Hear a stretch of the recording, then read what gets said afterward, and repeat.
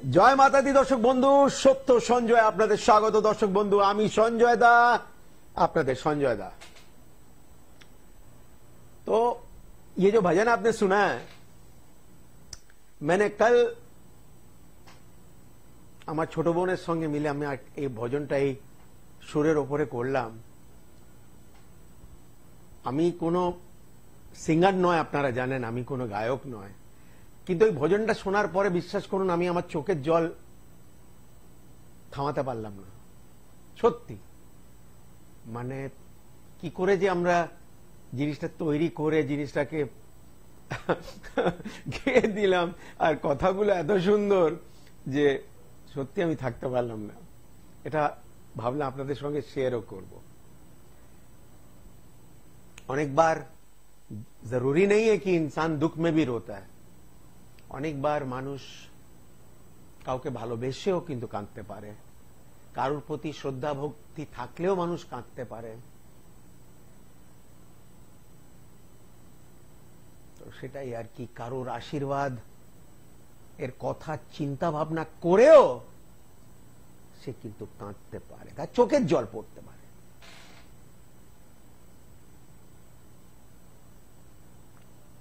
बात सही है भाई।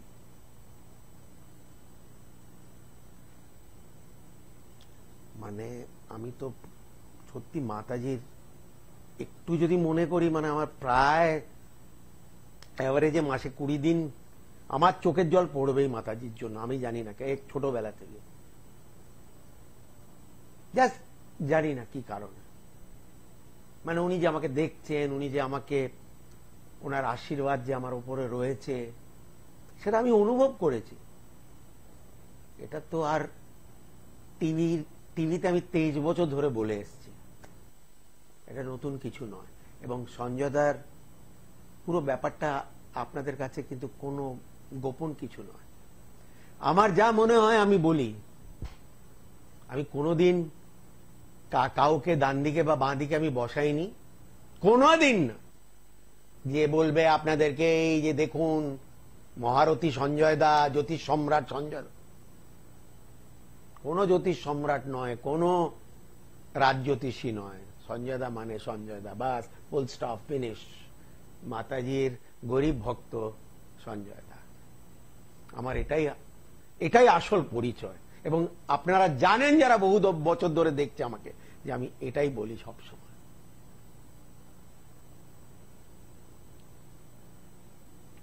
গরিব ভক্ত হতে পারি, কিন্তু মাতাজির নজর আমার মনে হয় যেটা টের আমি একবার নয়, 1000 বার নয়, কয়েক লাখ টাকা লাখবার পেয়েছি, কয়েক লাখবার পেয়েছি যে মাতাজির নজর কিছু দৃষ্টি আছে আমার উপরে। নইলে কত এলো কত গেল।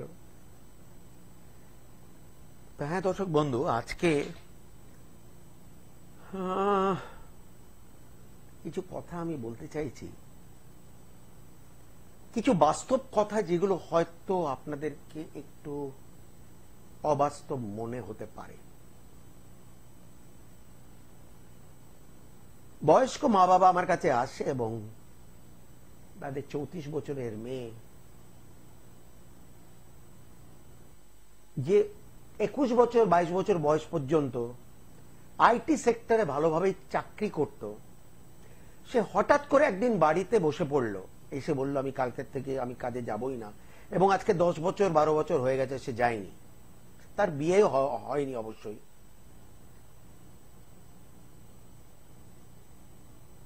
সে সারাদিন জানলার সামনে বসে থাকে এবং পাখিদের সঙ্গে নাকি কথা বলে, তার মা বাবা আমাকে বলছে।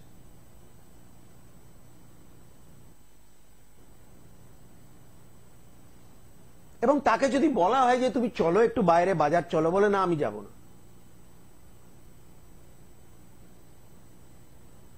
সেই একটা শিক্ষিত ছেলের মতো যে হুগলি জেলায় থাকে, যার মা বাবা এসে আমাকে বলছে, সেও এসছিল। মানে সে উচ্চ শিক্ষিত, মানে হয়তো পিএইচডি করেছে মনে হচ্ছে, ভুলে গেছি, কিন্তু অনেকটাই শিক্ষিত। কিন্তু সারাদিন বাড়িতে বসে থাকে, লেখালেখি কি করে ভগবান জানে, কিন্তু চাকরি করছে না।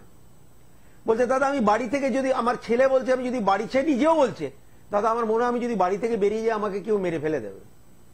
অথচ এমন কোনো কিছু ব্যাপার নয়, তার পকেটে হয়তো 100 টাকা নয়, কিন্তু বলে না ম্যানিয়া, বলে না মানসিক রোগ, বলে না ভূতে ধরেছে।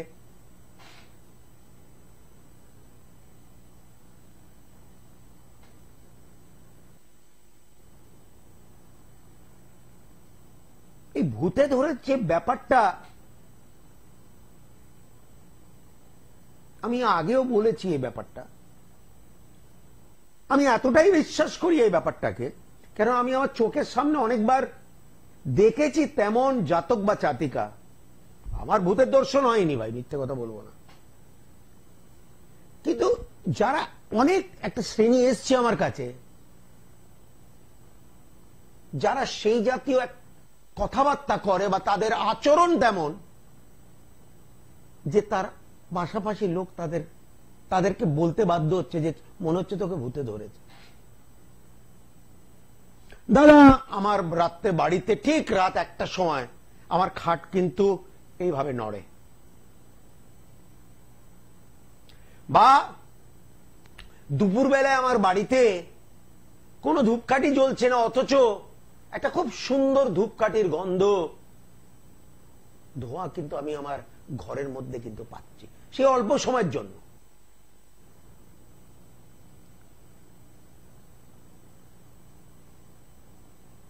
এই যে ম্যানিয়া, এই যে ভূতে ধরা, ছুচি বাই, যে দাদা আমি আর সাবান কিনতে পারছি না আমার স্ত্রীর জন্য, আমার কাছে পয়সা নেই।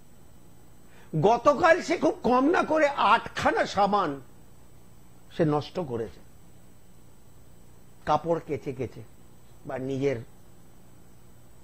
চান করে বা ওটা 8খানা। আমি কোথা থেকে আনবো দাদা বলুন?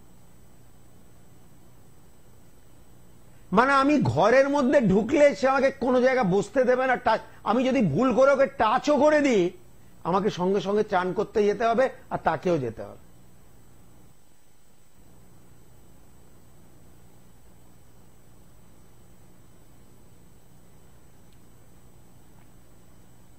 এই যে কটা কথা আমি বলছি এগুলো সত্যি বললে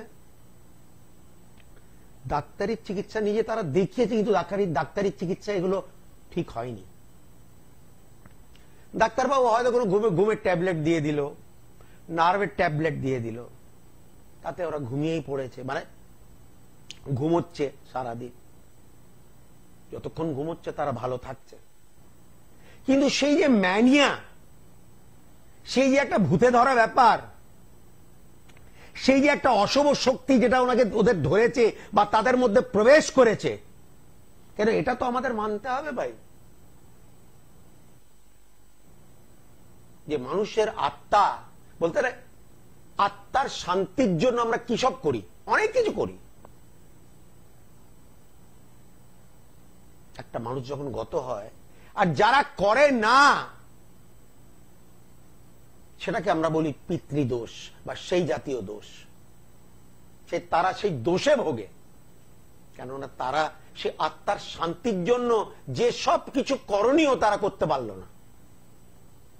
সেগুলো খুব একটা এক্সপেন্সিভ ব্যাপার নয়, কিন্তু আমি শুনেছি ভালো ভালো লোক, দাদা তেমন কিছু করলাম না। ছকটা তো ঠিক আছে ভাই, পিতৃদোষে ভুগছেন। আচ্ছা পিতৃ মানে বাবাও নয়, সে ঠাকুরদাও হতে পারে, কোন একজনের আপনার বংশের মধ্যে, মানে আপনার বাবার দিক দিয়ে, বাবা ঠাকুরদা বা তার বাবা, তার ক্রিয়াকরণ, তার শান্তি, আত্মার শান্তির জন্য সেইভাবে কিন্তু ক্রিয়া করা হয়নি, হতে পারে।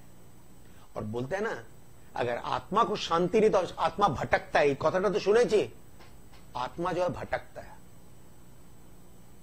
কেন আমরা আমাদের ঘর একটু পরিষ্কার পরিচ্ছন্ন, ঠাকুরের আসন, মানে আমরা যত পারি, আবার এমনও আছে যে আপনি দেখবেন কোন শহরে বা কোন গ্রামে লোকেরা, আর এটা শুধু আমাদের দেশে নয়, এটা পুরো পৃথিবীর, যে অমুক ঘরে কেউ ঢোকে না, জানেন তো, আজকে 80 বছর হয়ে গেছে, সেখানে নাকি ভূত বসবাস করে। ভূত প্রেতমা বাস করতে হ্যাঁ ভাইয়া, আপনার শুনেছেন কথাটা? আমরা ওই বাড়িতে, কেউ ওই বাড়িতে ওঠে না কিন্তু, অথচ বাড়ির কিমত কোটি কোটি টাকা, 100 বছর ধরে কেউ হাতই দেয়, কেউ ঢোকেই নি সে বাড়িতে। এটা দেশের কথা নয়, এটা বিদেশ, পুরো দেশ, ওয়ার্ল্ডের কথা। এটা তো আমরা শুনেছি।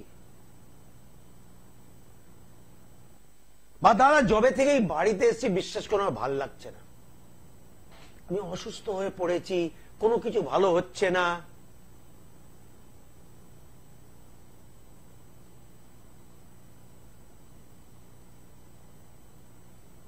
চলুন বাস্তুটাও মেনে আমরা বাড়িটা করলাম, তা সত্ত্বেও আমাদের দুর্গতি, আমাদের অসুবিধা আমরা বোধ করছি। বাবু, অশুভ শক্তি, আত্মা, दुष्ट आत्मा,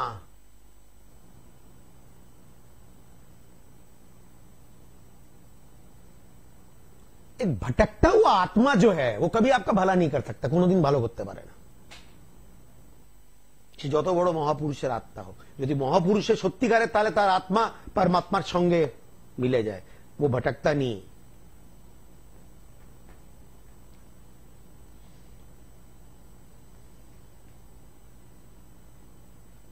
কত শুনেছি দাদা, একে ভূতে ধরেছে, একটু ঝাড়ফুঁক করিয়ে ঠিক করিয়ে দিন, ওঝার কাছে নিয়ে যান। আমরা এইসব কথাগুলো শুনেছি, একবার নয় বহুবার শুনেছি, বাস্তবে অনেক কিছু দেখেওছি। একটা কথা বারবার বলা, রিপিট করা, বহু মানুষের অভ্যেস আছে, একই কথা তারা বলতে থাকে। এই রিসেন্টলি একজনের সঙ্গে দেখা হলো, সে ভদ্রলোকটা কাউকে 3 লাখ টাকা ধার দিয়েছে, সে টাকাটা পায়নি কোনো কারণে, হোয়াটএভার, আমি জানি না, মানে পাচ্ছে না টাকা, সে লোকটা দিচ্ছেও না, এরা পাচ্ছেও না। সে ভদ্রলোকের স্ত্রী বলছে, দাদা দিনে আমি তো সকালে মানে 3-4 ঘন্টা থাকি, আর রাত্রিবেলা 2-3 ঘন্টা থাকি, এছাড়া আমি সারাদিন খেটে খাই এবং রাত্রে আমি ঘুমোই, কিন্তু যতক্ষণ আমি আমার স্ত্রীর সঙ্গে থাকি, সে আমাকে নন স্টপ সেই 3 লাখ টাকার, যেটা 2 বছর আগে দিয়েছিলাম, যেটা হয়তো চোট হয়ে গেছে, তার খোঁচা আমাকে মারতে থাকে নন স্টপ।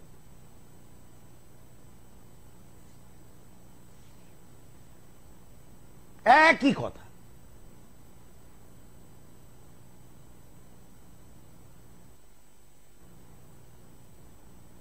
ম্যানিয়া।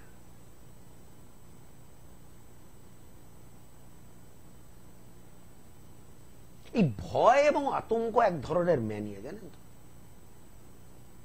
ঠিক আছে, একটু সতর্ক হয়ে চলা সব সময় ভালো সবার জন্য,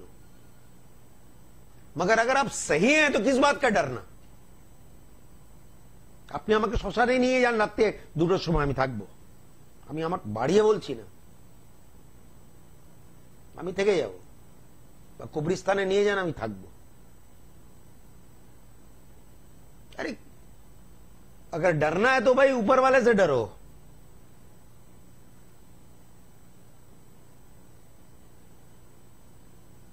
নিশ্চয়ই ওপরওয়ালাকে আমরা ভয় পাবো, নিশ্চয়ই। অন্য কিছু আমরা যদি ঠিক আছি, তাহলে ভয় পাওয়ার কোনো কারণ নেই।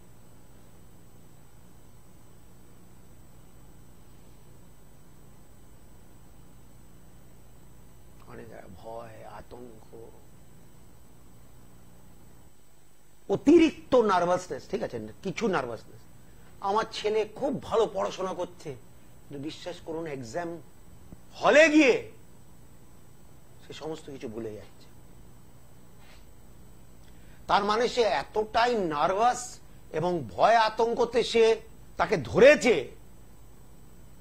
যে সমস্ত কিছু ভুলে গেছে, যা লেখাপড়া করে, যা পড়ে এসেছিল। অথচ সে খুব একটা খারাপ ছাত্র বা ছাত্রী নয়।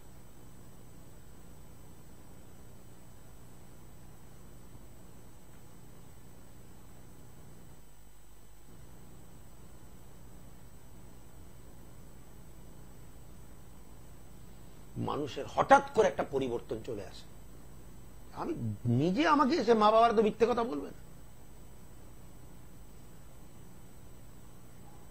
মানে একটা আমি এই কথাটা শুনিয়েছি একবার, যেটা স্বামী স্ত্রীর একটা ছেলে ছিল ক্লাস 9 পর্যন্ত, ঠিকই ছিল,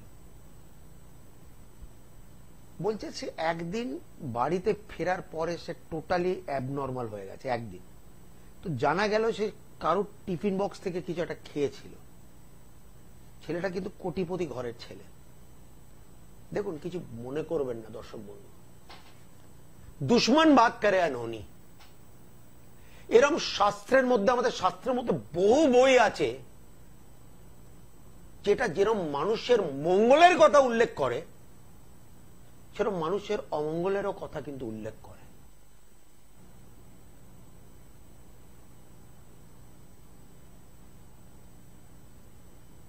বলছে যেদিন থেকে এই ছেলেটা তার কোন বন্ধুর টিফিন থেকে কিছু খেয়েছে, আমি বলছি না, কিন্তু আমার মা ভাই সবসময় আগে বলতে হবে তুই নিজের টিফিন থেকে খাইয়ে দে, কিন্তু কারোর টিফিন থেকে খাবি না দয়া করে। কি ভাই, কার মনে কি আছে আমরা জানি। আমি কাউকে খারাপ বলছি না, কিন্তু সতর্ক সতর্ক হয়ে চলা খুবই বেটার।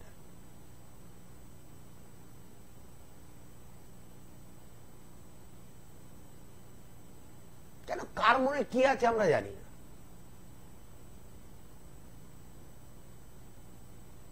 আমরা কি দেখি না, মানে নিকটই পরিবারের সদস্যরা বিষ খাইয়ে প্রাণহানি করে দেয়, আত্মীয় স্বজনরা, বন্ধু বান্ধবরা, এগুলো তো ডেলি আমরা খবরে কাগজে পড়ছি।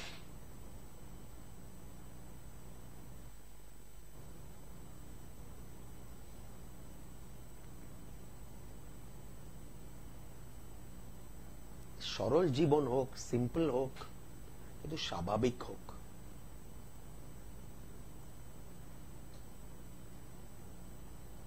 নিজেকে, নিজের আত্মাকে বলুন, মনকে বলুন, পরিষ্কার পরিচ্ছন্ন রাখা, সেটা হয়তো আপনি চাইছেন বা চেষ্টা করছেন, কিন্তু না, ওই যে ভূতে ধরেছে, সবাইকে বলছি না, তাহলে আপনার তো হাতে কিছু নেই। সেই দুষ্ট আত্মা, সে ভটকতি হুই আত্মা আপনাকে কিন্তু ধরে ফেললো।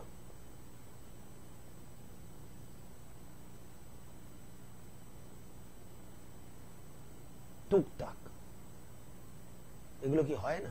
নজর দোষ এগুলো কি হয় না? আমরা দেখিনি, শুনিনি যে এসবকে মানে না, সে তারা কিছুই মানে না। क्यों बोलते हैं भैया, बुरी नजर वाले तेरा मुंह काला, भैया दुनिया की नजरों से बचो।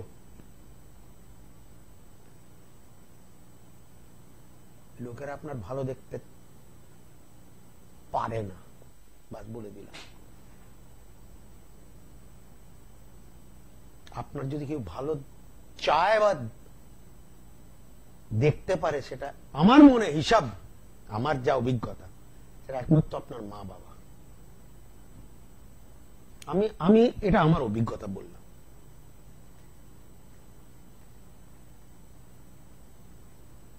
আপনার আনন্দটা দেখে কেউ আনন্দ পাবে না, কেউ নয়।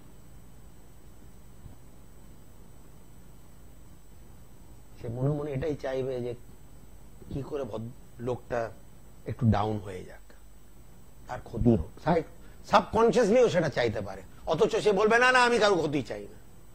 আরে তোর নজরে ক্ষতি আছে, তোর মানসিকতাতে ক্ষতি আছে। হোয়াট ইজ হিংসে? হিংসে কি একটা পজিটিভ এনার্জি?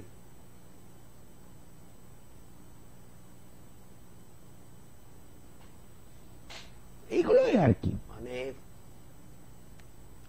এটা দুনিয়া, এই দুনিয়াতে সবকিছুই আছে।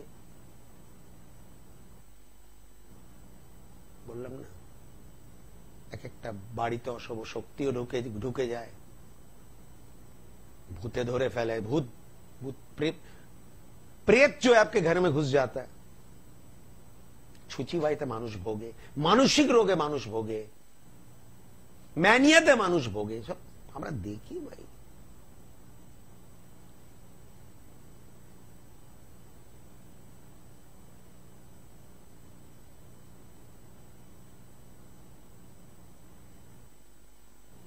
যে বলছে যে দাদা রাত্রিবেলা ঘুমানোর সময় আমার কেউ জিভ টানছে, অথচ কেউ নেই তার পাশে। এটা কেন হচ্ছে? সবাইকে তো পাগল বলা যায় না।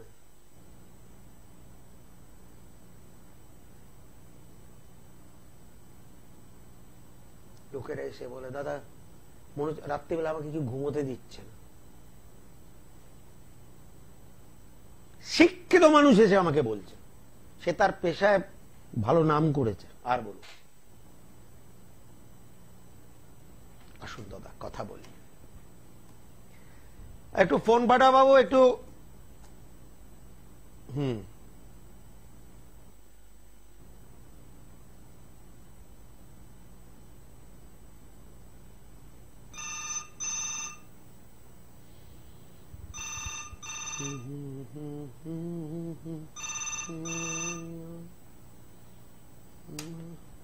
জয় মাতা দি। কে বলছেন এবং কোথা থেকে বলছেন? আমি বারাসাত থেকে বলছি। আচ্ছা, নাম কি বাবু? বিজন ঘোষ।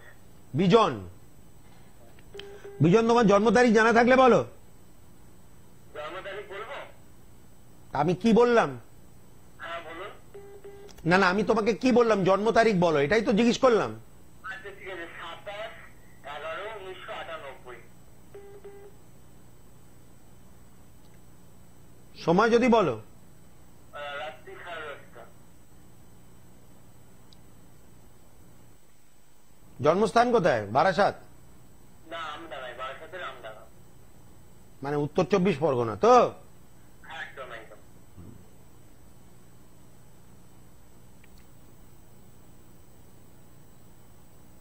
দাঁড়াও একটু।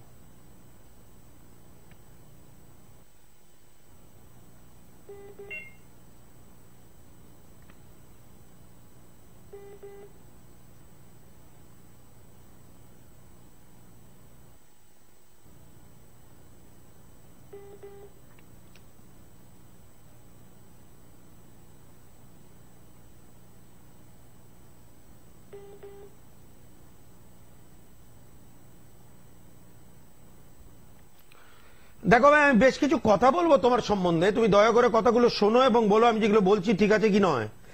প্রথমত মন যেন বলছে 1918 বর্ন, 26 বছর বয়স। আমার মনে হয় না সেইভাবে শিক্ষা তোমার কমপ্লিট হয়েছে। হয়েছে কি?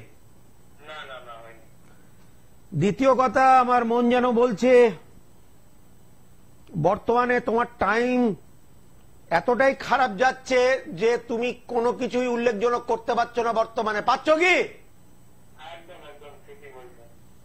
কাছের মানুষ দূর হয়ে যাচ্ছে, কেউ তোমার কথা শুনতে রাজি নয়, কেউ তোমার দুঃখ শুনতে রাজি নয়। ভীষণ একাকিত্বতাতে তুমি আজকের ডেটে রয়েছো। তুমি বাচ্চা ছেলে, তা সত্ত্বেও এই কথাটা আমি জোর গলায় বললাম, ঠিক না ভুল? ঠিক, একদম ঠিক বলছেন। যাদেরকে তুমি ভালোবাসতে তারাও মনে হচ্ছে তোমার থেকে সরে গেছে, নাকি নয়? একদম ঠিক বলছেন।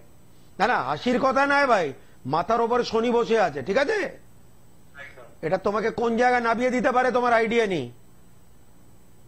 আর 2023 সালে শুনে নাও, অনেক এরকম টাইম গেছে তোমাকে চোখের জল ফেলতে হয়েছে, হ্যাঁ কি না?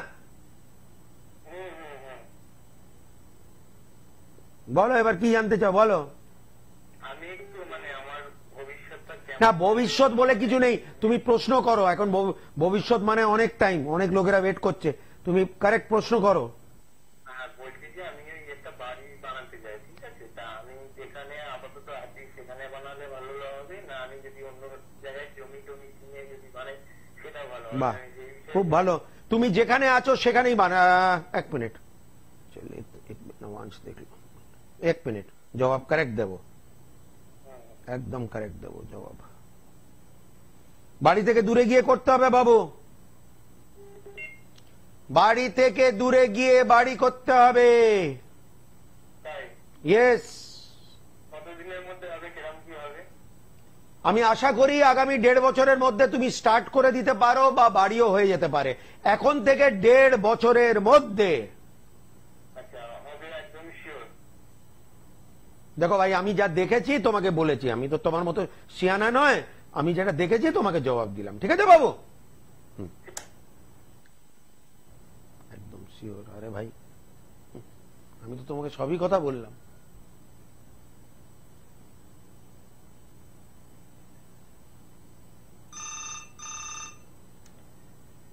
জয় মাতা দি। কে বলছেন এবং কোথা থেকে বলছেন? আচ্ছা আচ্ছা, শঙ্কর মাঠ। আচ্ছা, বাহ বাহ বাহ। কার সম্বন্ধে জানবেন? ছেলের নাম বলুন। অভিজিতের জন্ম তারিখ বলুন তাড়াতাড়ি। 1984। হ্যাঁ, আর মাসটা বলুন। 1 মিনিট। হ্যাঁ, 7ই জুন 1984, সন্ধ্যে 6:10। জন্মস্থান কোথায়? হাওড়া।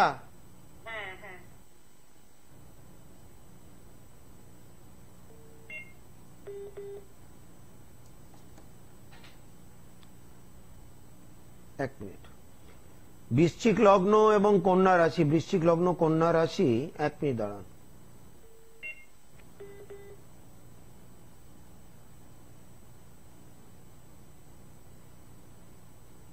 মঙ্গলটা দেখে নি। মঙ্গল বক্রী।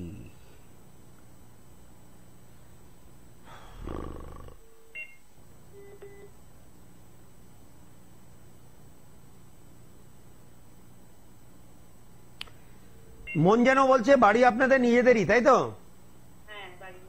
আরেকটা কথা, এই ছেলের কোনো আপন ছোট ভাই নেই? 1 মিনিট দিদি, আমি দিদির কথা বলিনি, আমি বললাম ওর ছোট ভাই নেই। ঠিক বললাম তো? এখন বর্তমানে ছেলে কি আপনার সঙ্গেই রয়েছে?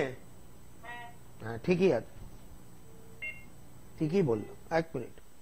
আমার মন যেন বলছে ও কোনো সরকারি চাকরির সঙ্গে যুক্ত নেই। সবই কথা তো ঠিক হচ্ছে ভাই।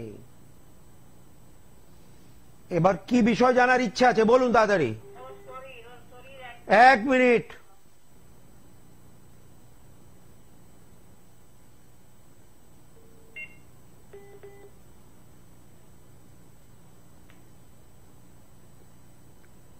আমি দুটো কথা শুধু বলবো আপনাকে। প্রথমত, ওর আরো 1.5 বছর ভোগান্তি আছে। তারপর এই যে ওর শরীর ভুগছে শারীরিক দিক দিয়ে, এটা ঠিক হতে কয়েক বছর লাগতে পারে, হয়তো 3-4 বছর লাগতে পারে। ছেলে পুরোপুরি ভালো হবে এবং ঠাকুরের আশীর্বাদে, মাতাজির আশীর্বাদে ওর আয়ু নিয়ে কোনো টানাটানি নেই। হ্যাঁ হ্যাঁ, ভোগান্তি আছে, এখনো কয়েক বছরে ভোগান্তি আছে। তার জন্য কিছু 1 মিনিট দিদি, কিছু ডাক্তারি চিকিৎসা হয়তো চলছে, কিন্তু তার পাশাপাশি কিছু গ্রহের কিছু গ্রহের যে দোষগুলো সেগুলো খণ্ডন করা দরকার আছে। ঠিক আছে? সে ঠিক আছে ভাই, আমি কি করে জানি? আপনাকে একটা ভালো জ্যোতিষীর কাছে গিয়ে তার কিছু শারীরিক গার্ড দিতে হবে, তার লগ্নপতিকে গার্ড দিতে হবে, লগ্নকে গার্ড দিতে হবে, যাতে ছেলে তাড়াতাড়ি ভালো হয়। কেননা ওর যে রোগ আছে আজকের ডেটে, আমার মনে হচ্ছে ওষুধ খাচ্ছেও, হ্যাঁ কি না? ওষুধ হয়তো খেতে হতে পারে, কিন্তু ছেলে অনেকটা সুস্থ হতে পারে, একটা স্বাভাবিক জীবনে আসতে পারে।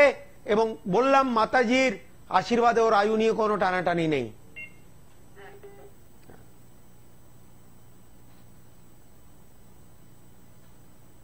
কেননা চন্দ্রলগ্নর অধিপতি বুধের সঙ্গে রাহু একটা ক্রনিক রোগ দিতেই পারে, কিন্তু রাহু বুধ কিন্তু মিত্র। আর শনি যখন মীন রাশিতে আসবে তখন দৃষ্টি দেবে চন্দ্রের রাশির অধিপতির ওপরে, 3য় দৃষ্টি। সেটা এই ছেলেটাকে অনেকটা ঠিক স্বাভাবিক করে দেবে। জয় মাতা দি। জয় মাতা দি। হ্যাঁ, কে বলছেন এবং কোথা থেকে বলছেন? আমি নয়াটি থেকে বলছি, সৌরভ শর্মা। আচ্ছা, বলো সৌরভ, কার সম্বন্ধে জানবে? আমি আমার সম্বন্ধে একটু জানতে চাইছি। আচ্ছা বাবু, 1 মিনিট। জন্ম তারিখ বলো সৌরভ। 11/10/1992।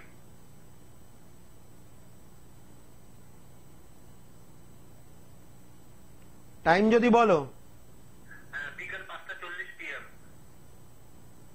জন্মস্থান বলো। কল্যাণী। নদিয়া।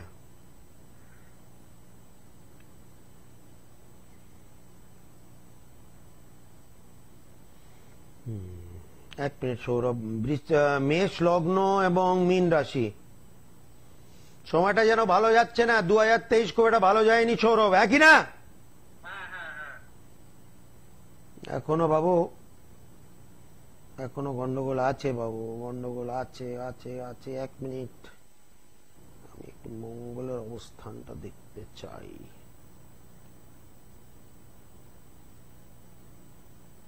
রাহু শেষ করে দিয়েছে। যেটাই তুমি চাও সেটাই কিন্তু হতে চায় না, সব কাজে কিন্তু বাধা, সব কাজে দেরি, সব কাজে হবার কাজগুলো শেষ পর্যন্ত এসে বিগড়ে যায়, একই না? হ্যাঁ ঠিক বলছেন।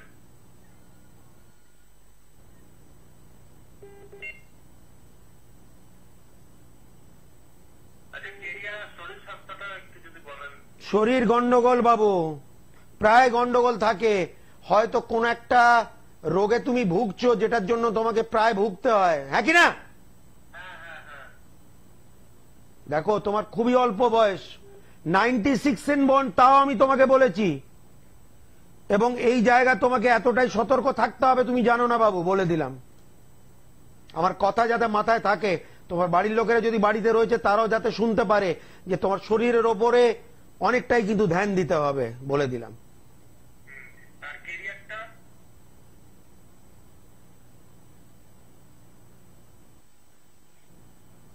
বলছি।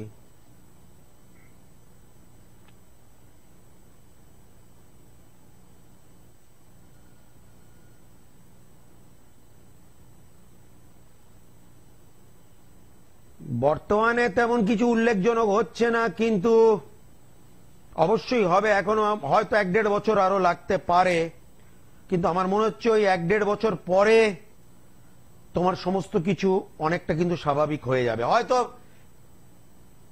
আরো বছর খানিকের পর। মানে আমার কি প্রমোশন হতে পারে? আমি যে সার্ভিস করছি এখন, চাকরি করছি এখানে। 23 এপ্রিলের পর 10 মাসের মধ্যে তোমার প্রমোশন নিশ্চিত। আচ্ছা। আর এই বছরটা ভালো যাবে বাবা? একটা মিক্সড মাছ, একটু খারাপও যেতে, আমি যেরকম বললাম 2023টা অনেকটাই খারাপ গেছে, এই বছর কিছুটা খারাপ কিছুটা ভালো, একটা মিক্সড রেজাল্ট পাবে তুমি, একটা মেলামেশা।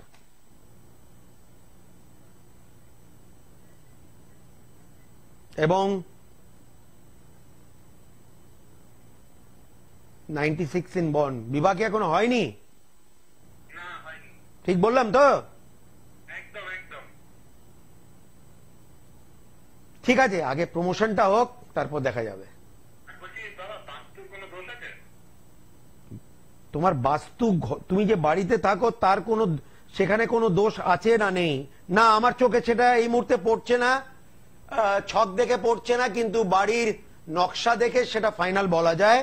কিন্তু ছকের মধ্যে তেমন কোনো বাড়ির ওপরে যে কোনো কুদৃষ্টি আছে বা কিছু খারাপ, সেটা আমার চোখে পড়ছে না। আচ্ছা। ধন্যবাদ।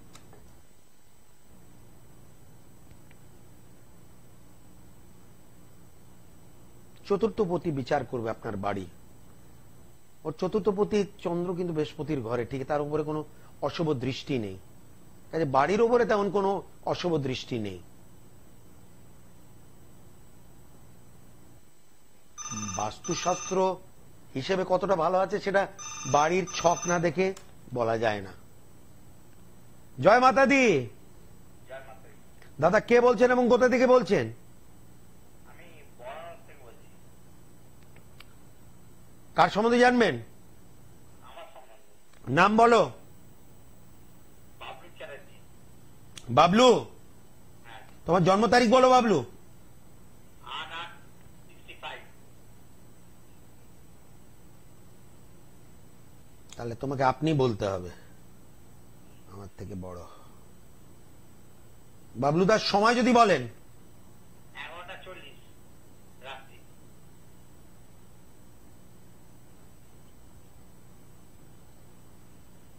জন্মস্থান কোথায় বাবলুদা? কলকাতায়।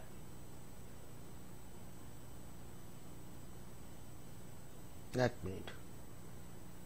বৃষ লগ্ন এবং ধনু রাশি, দাঁড়ান, বৃষ লগ্ন, রাহু দেখতে হবে এবং শুক্রটাও দেখতে হবে। শুক্র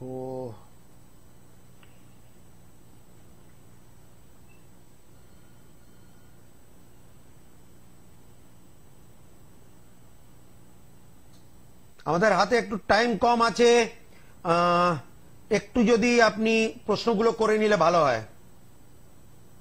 সাংসারিক জীবনের ব্যাপার যায় আর কম। চলছে, চলবে। আমার মন যেন বলছে আপনি আপনার মা বাবার একমাত্র সন্তান নয়, না, বাড়ি হয়তো আপনাদের নিজেদেরই, তাই তো? ঠিক আছে, একটু গরমাগরমি হবে সংসারের মধ্যে, কিন্তু শেষটা ঠিক আছে। এখানে ছোট্ট একটা উপায় আপনাকে বলে দিই, রোজ সকালে সূর্যকে একটু জল দিতে হবে। নমস্কার জরুরি নয়, একটু জল দিয়ে নমস্কার করে দেবেন। আচ্ছা, আমার এই কথাটা যাতে মাথায় থাকে আপনার। হ্যাঁ, আর কর্মস্থানে ঝামেলা কেন একটু? ঝামেলা হবে, কষ্ট পাবেন, কিন্তু শেষ পর্যন্ত সেটা আবার ঠিকও হয়ে যাবে, এবং এটা আপনি অবশ্যই অনুভব করেছেন, হ্যাঁ কি না? না, করেছি, ঠিকই বলেছেন, কিন্তু মেন ব্যাপার হচ্ছে সব মানে বাধা হচ্ছে। আচ্ছা, কাজে বাধা হচ্ছে, সেই বাধাগুলো অবশ্যই আগামী 1.5 বছরের মধ্যে বেশ কিছু বাধা কাটবে। ক বছরের মধ্যে? 1.5 বছরের মধ্যে। 1.5 বছর? এখন 1.5 বছর? আমি মধ্যে বললাম। আচ্ছা, আমার কি কাজ সব দোষ আছে? আপনার কি কোনো কাল সর্বদোষ আছে? একদমই না বড়বাবু। আচ্ছা, ধন্যবাদ। তো যদি যোগাযোগ কেউ করতে চায়, স্ক্রিনের উপরে ফোন নাম্বারগুলি রয়েছে, ফোন করে নেবেন, কোনো ব্যাপার নয়। আর সঞ্জয় দাকে সবাই চেনে, আমাকে নতুন করে নিজেকে চিনিয়ে দিতে হবে না, কেননা ফেসবুক, ইনস্টাগ্রাম, ইউটিউব, টিভি, চারিদিকে সঞ্জয় দা সঞ্জয় দা সঞ্জয় দা হচ্ছে, কি জানি কি আমারই বা কি দশা চলছে আমি জানি না।